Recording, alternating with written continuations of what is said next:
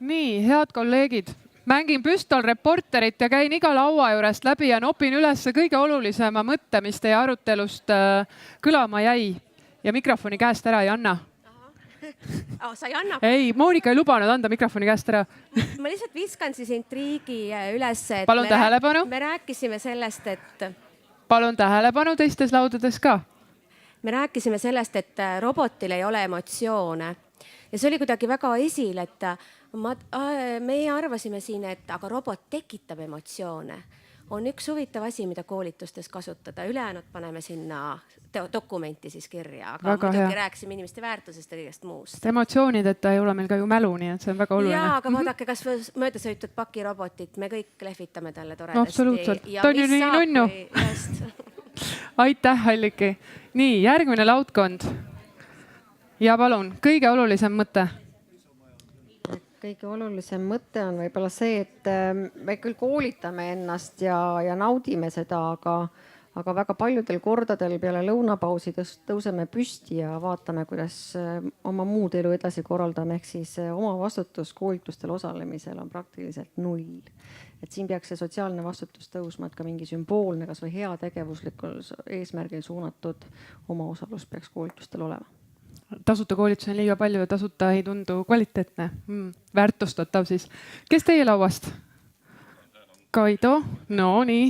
Ma ei tohti mikrofoni käest ära anda, ma ei julge anda. Väga hea.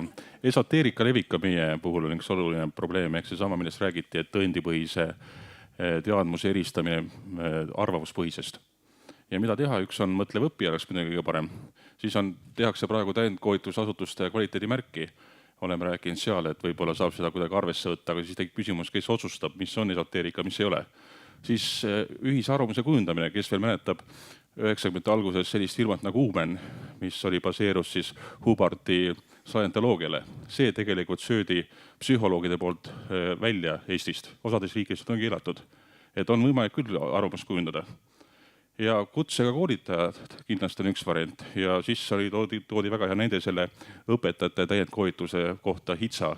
Et need on ka üks variant, mis koolitajaid koolitavad ja võib-olla hoiavad sellest esoteerikast eemale.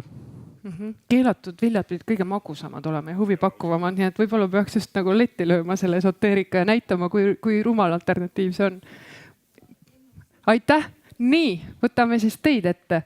Kes teie lauast sõna võtab? Kõige olulisem mõte, mikrofon on endiselt minu käes. Üks kõige olulisem mõte on võib-olla see, et vaatamata sellele, et see muutumise kiirus on järjest suurem ja sellega peab arvestama, on teisest küljest see, et HEV-inimestega toimimisel on oluline see, et oleks vähem projektipõhisust ja rohkem niisugust kindlat järjepidevalt teadaolevat süsteemi. Süsteemi. Aitäh! Nii. Helleriin ja jätkuvalt minu käes hoian. Okay. Ma kasutan samamoodi nagu eelmine kord sama taktikat, et viskan õhku sõna koolitajate tandem, et mis mõtted meil sellega tulid, et lugege meie kokkuvõttest, aga igal juhul on see seotud sellega, et see toetab koolitajate enda professionaalset arengut, see on seotud koolituse kvaliteediga ja kindlasti ka sellega, et kuidas ületada põlvkondade vahelisest erinevusest tekkinud erinevate õppijate seotud väljakutseid. Koolitajate tandem. Väga uhke. Aitäh. Nii, siin lauas. Kes võtab sõna? Ja, sirutun. Rääkisime mulgas sellest, et Töötukassal on selline programm nagu Töötaja õpi, kus on nii töötavatele inimestele kui ka töötutele inimestele hulk häid enesetäiendamise võimalusi. Aitäh. Nii, teie laud. Meie rääkisime siin koolitajate kvaliteedist ja jõudsime siis sellisele seisukohale, et kuna koolitajatele võib-olla nii-öelda täiskasvanute koolitajate metoodikad on juba selged, aga võib-olla oleks vaja võtta ette nii-öelda koolitajate hindamisel järgmine samm, ehk et kas tal on ka nii-öelda valdkondlikud teadmised sellisel tasemel, et ta võiks neid edasi anda. Ja tuleks ka tõsta nii-öelda tavainimeste teadlikkust, kuidas valida õige koolitus. Et lihtsalt täna on natukene seda pelgust, et need inimesed, kes õpivad või tahavad minna õppima, nad ei ole nii-öelda selle allikakriitilised. Et seda tuleks seda teadlikkust tõsta. Aitäh! Nii, ma vahepeal purjetan siia keskele. Kes teie laudkonnast sõna võtab? me jõudsime rääkida väga paljudel teemadel, kuid märksõnaks jäi kvaliteet. Kvaliteet hariduses, kvaliteet koolitaja kvaliteet, see, et ükskõik kus ja mida. Ja samamoodi koolitaja haridus on väga oluline. Et koolitaja peab ennast kogu aeg pidevalt täiendama ja haritud olema selles osas, mis igal pool ümber tema toimub, et suutma siis igal tasandil kaasa rääkida, sest need inimesed, kes meile sinna koolituma tulevad, et me suudaksime nendega ühte jalga astuda. Absoluutselt. Koolitaja eneseareng. Aitäh, teie grupp. Meie rääkisime põhiliselt sellest, et koolitajal on öeldi, et koolitaja igal juhul jääb, siis koolitaja kui koolitatavate väärtuste, hoiakute mõjutaja, mõtteviisi looja ehk siis mõtteviisi mõjutaja ja see veel, et tegelikult peaksime uurima, mida koolitatavad tegelikult ka tahavad, ehk siis tänasel päeval näiteks siinsamasel saalis on need inimesed, kes kõik iga päev midagi õpivad, aga kui palju on praegu siin kutsehariduse täiskasvanud õppijaid, kes ütleksid, mida nad tegelikult vajavad meie käest, et me arutame isekeskis tegelikult kellegi probleeme, keda kohal ei ole. Väga õige tähelepanek. Aitäh. Nii, 3 lauda veel, 3 mõtet veel. Kes teie lauast kõige olulisema mõtte välja toob? Nii, palun. See juttu oli siin ka mitmetel teemadel, aga et võib-olla tuleks selle juurde ja julgustaks, et koolitaja ei saa öelda ei, et see ei lenda, et me teeme kogu aeg nii, et ikkagi enne ära proovida. Ja jutt käib just nendest uutest digilahendustest, tehnoloogiatest, et me räägime ju nende koolitamisest, keda me siin, nagu siin paneelis oli, et 20 aasta pärast on nemad, ja me soovime neid õpetada.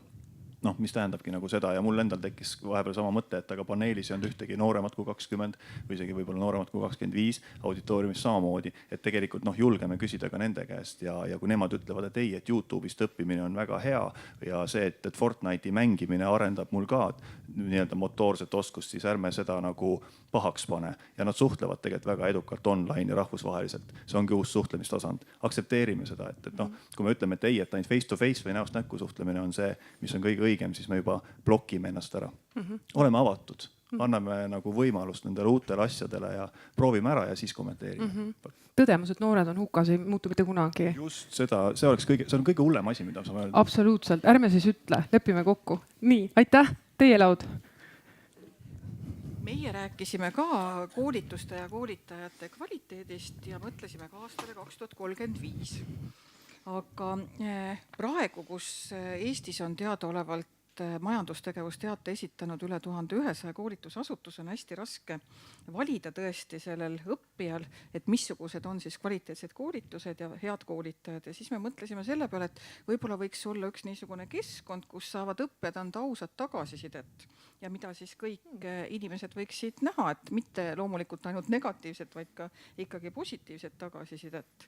Ja kui minna nüüd aastasse 2035, siis me mõtlesime, et võib-olla õppijal võiks olla enne koolitusele minekut võimalus ka koolitajaga suhelda otse.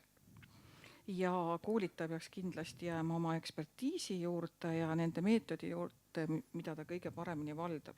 Ja siis tekkis veel üks selline mõte, et aastal 2035 võib-olla on järjekord sellistele koolitustele, kus ei kasutata mitte ühtegi digivahendit ega tehnilist vahendit, kus lihtsalt inimesed on koos ja räägivad.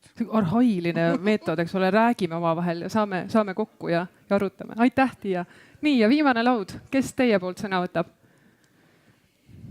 Tegelikult on palju juba ära öeldud ja selle sama kvaliteedi pealt, et me toome ka esile siis selle, et lähtume põhimõttest, võib-olla on see selline hoiaku muutus, et koolitaja ei ole tõe monopol, et see, jah, ma küll kasutan mingeid meetodeid, põhinen mingil teoorial, aga et me koolitajatena oleksime julged ütlema, et on ka teisi alternatiivseid võimalusi, variante, aga see eeldab, et see, et ma oma baasteadmist ja teooriat tunnen, et ma vaatan laiemalt, et ma tean ka vastuargumente ja julgen seda ka oma koolitatavatele siis välja öelda. Ehk et ma ei ela selles oma mullis, et ma ütlen, et ma põhinen sellel, aga on olemas nii-öelda teised tõed ja teised arvamused ka. Aitäh teile. See mõtete korje oli väga rikkalik ja Andras omalt poolt palus meelde tuletada ja ütelda ka veel, et need arutelud koolitaja teemadel lähevad kindlasti järgmistel sündmustel edasi ka, et see pidu ei lõppe siin kindlasti. ja nende suurepäraste sketšide autor oli Andra Teede, mitte Andras Teede. see on ka oluline ära märkida. Seesama Preili või proua, ma ei teagi täpsemalt, kes kirjutab Õnne 13. stsenaariumit, et inimeste andekusel pole piire. Mida öelda tänase päeva kokkuvõtteks? Lisaks sellele, et kõik see, mis te siin täna lõite koos, see, mis me koos siin lõime, saab ka sellise toreda digitaalse väljundi, mis teie postkasti jõuab läbi Monika ja tema abiliste panuse. Oleme koolitajad, jääme inimeseks. Ma olen 100% nõus ja sellega ma arvan kõik teie ka, et ükskõik missugune see maailm meie ümber on, siis inimlikkus peab säilima, sest see on see, mis tagab üleüldse mingisuguse õppimise ja muutumise, aga mitte keegi meie eest ei saa õppida ega muutusi ellu kutsuda, ikka peab see inimene ise olema. Ja sellepärast peame me suutma selle naha vahele pugeda, ükskõik, kes ta siis on, väike digitaalne pärismaalane või 85-aastane inimene, et see ongi meie võlurite väljakutse siin elus. Ja mis muud teile soovida, kui et teil jätkuvalt silmad säraksid ja oleks jõudu ja tahtmist seda meie väikest armast Eestit õnnelikumaks ja võimekamaks muuta. Aitäh teile! Ja enne kui te hakkate aplodeerima, siis ma tahan tänada Kadrit tänaste mõttevahetuste navigeerimise eest siin kosmoses. See ei olnud lihtne, nagu te aru saite, ja tänada teda kaasa mõtlemast ja rõõmsate kohtumisteni. Aitäh teile ka, et te kaasas olite. Jõudu jaksu meile kõigile tuleviku inimesed. Aitäh!